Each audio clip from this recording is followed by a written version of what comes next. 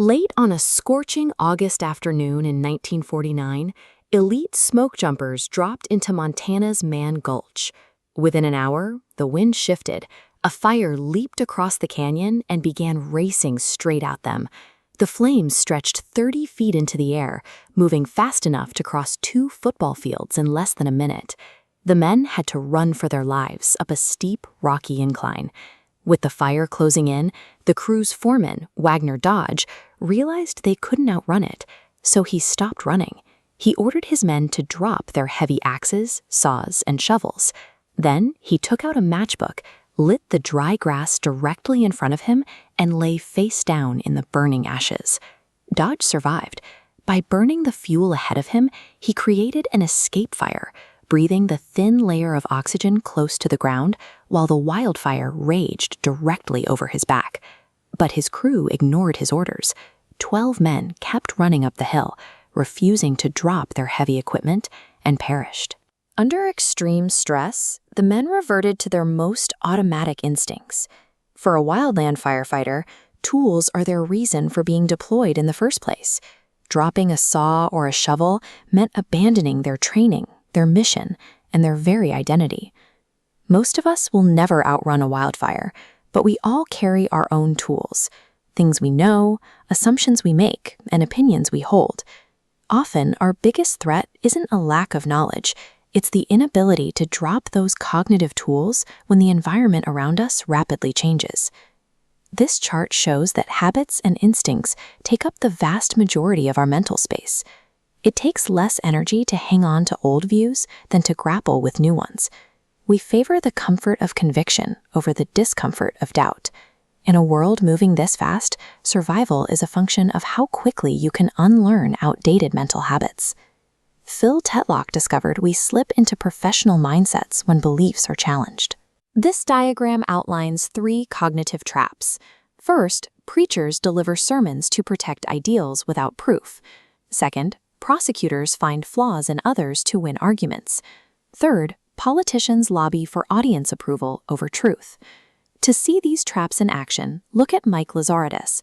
He was a certified engineering prodigy who created the BlackBerry. By 2009, his company controlled nearly half the U.S. smartphone market. By 2014, that market share had plummeted to less than 1%. Even as Apple launched the iPhone, Lazaridis preached the virtues of typing on physical keys. He prosecuted Apple's touchscreen approach, insisting a browser would strain wireless networks. And he politicked, catering entirely to his existing corporate user base, while ignoring billions of potential everyday customers. You might expect intense intelligence to prevent this kind of failure, but data shows that high IQ can make you worse at analyzing patterns that contradict your ideology. Brilliant people often use their brain power as a weapon to validate their existing biases. Lazaridis fell into an overconfidence cycle. Taking pride in his past success gave him rigid conviction, blinding him to alternatives. Being incredibly good at thinking made him terrible at rethinking.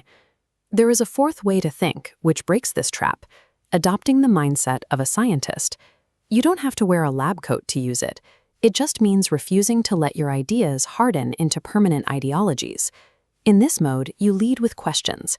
You view your business strategy as a hypothesis, and your product as an experiment to test it. This naturally drives a rethinking cycle that prioritizes humility and curiosity over pride. To see the ROI on this mindset, researchers ran an experiment on over 100 startup founders in Italy. Half the founders received standard entrepreneurship training, while the other half were explicitly taught to view their business models through a strict scientific lens. The results? Founders acting as scientists pivoted to new models twice as often as the control group. When data refuted hypotheses, they adopted. Revenue reveals a staggering gap. The control group averaged under $300, while scientific thinkers earned over $12,000. Actively searching for reasons you might be wrong isn't a sign of weakness. It is a proven, measurable competitive advantage. In the late 1800s, doctors identified a bizarre neurological condition called Anton syndrome. Patients with damage to the brain's occipital lobe would go completely blind, yet remain entirely oblivious to their deficit. They would walk into walls and insist the room was simply too dark.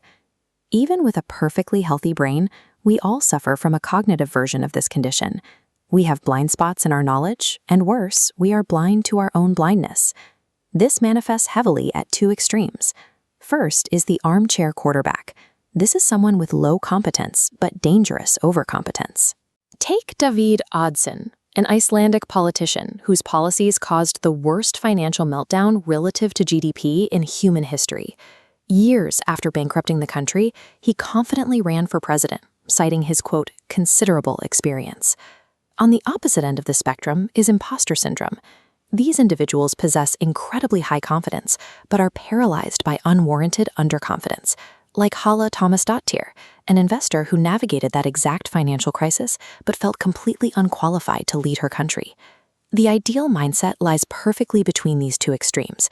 We have to find a sweet spot of confidence to navigate a changing world.